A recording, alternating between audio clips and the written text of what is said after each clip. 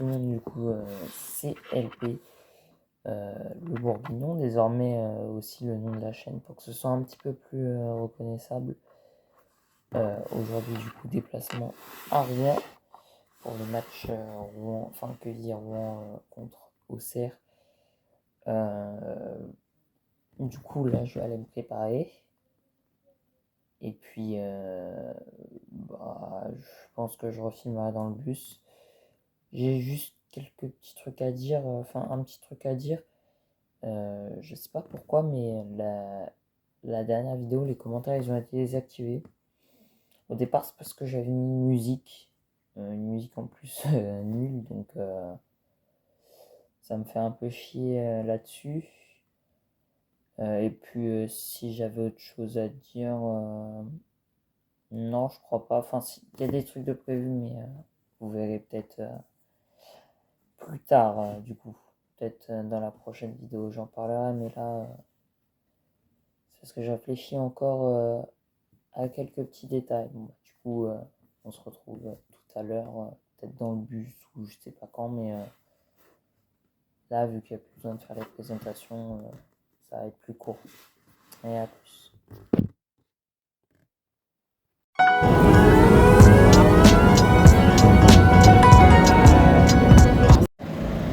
Bien arrivé à Rouen, et c'est là qu'on voit la rivalité, ce stade qui a été accordé à QRM alors qu'il appartenait au FC Rouen, le nom du club qui a été barré, comme on peut le voir.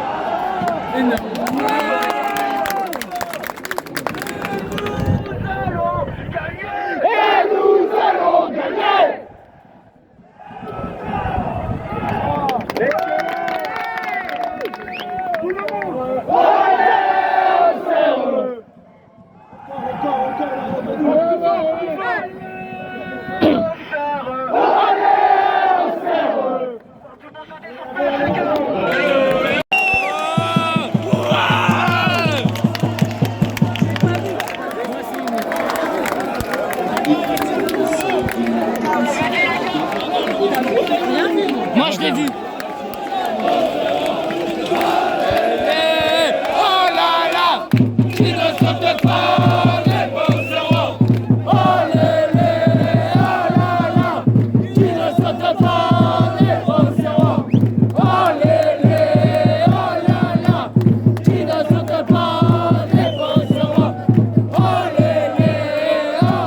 là, il ne saute pas les Beaucerons. Oh là là, il ne saute pas les Beaucerons. Allez au cerveau, oh, allez au cerveau, oh.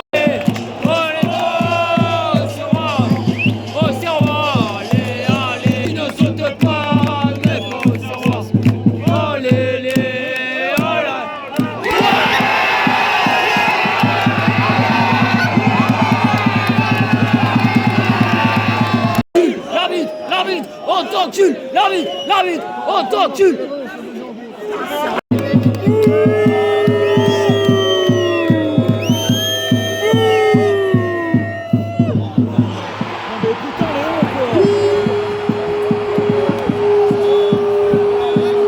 C'est quoi ce match de fou?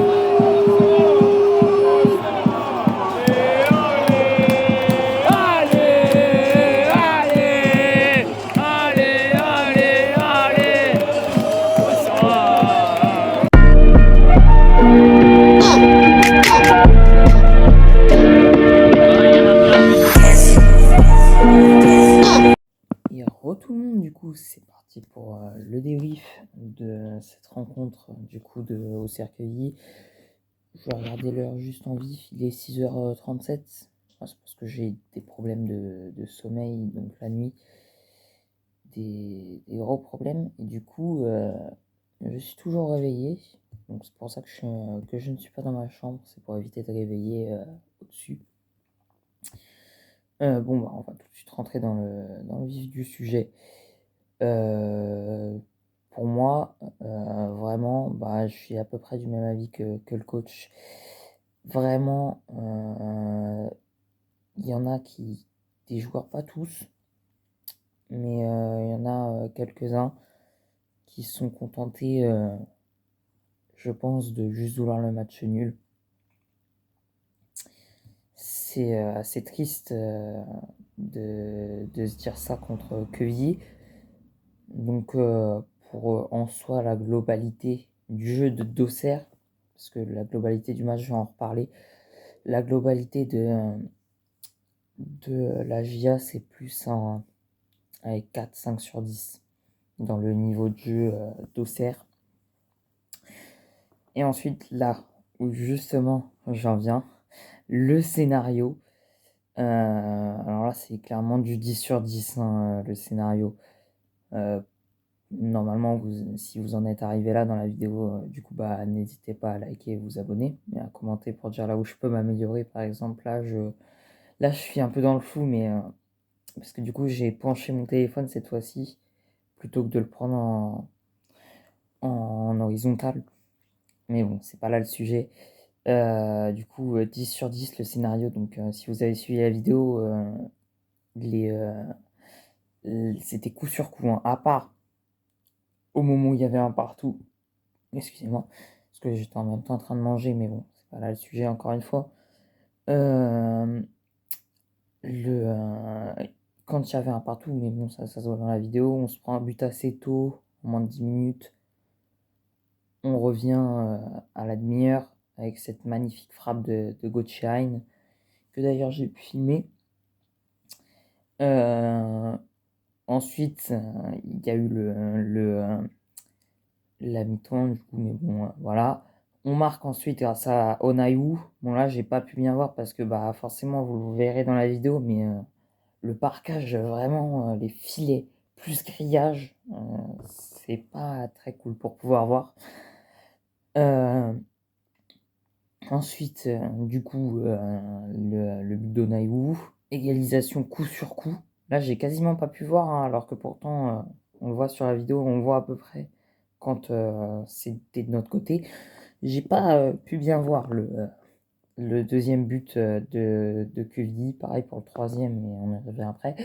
Ensuite, justement, on se fait prendre le 3-2 dans le temps additionnel. Là, on se dit, c'est fini, on a perdu. Alors qu'on revenait un petit peu dans le jeu, du moins de ce que j'ai vu, parce que, bah, encore une fois, je vous dis, on n'arrivait pas à bien voir et j'étais plus concentré sur le champ que sur le match. Et ensuite, on égalise, là c'est la folie, hein, vraiment. Bah, en même temps, c'est la folie, mais bon, sur l'ensemble du match, c'est pas trop mérité, honnêtement. Faut pas se le cacher, c'est pas le mérite absolu d'égaliser à ce moment-là. C'est plus mérité pour Quevilly, justement, qui, dans la foulée.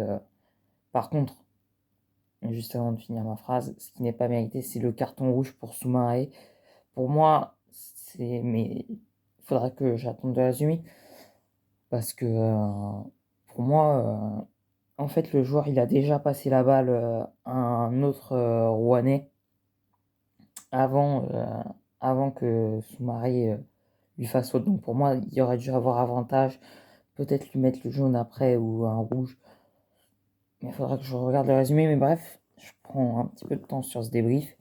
Et donc voilà, le coup franc où Léon ne peut rien faire parce que bah il est un peu petit quoi. Il peut pas voir derrière le mur comment la balle part. Donc voilà. Donc pour le scénario, 10 sur 10. Ensuite le parquage. Nous notre parquage, ça chantait bien. Mais je vais éviter de faire une note séparée chant plus le, les gens. Plus en plus, bah, il n'y a que du plus, hein, mais la buvette, c'est vraiment champêtre. Ça, c'est assez cool. On se croirait dans un match de district. Par contre, les toilettes, vraiment, c'était très très restreint, hein.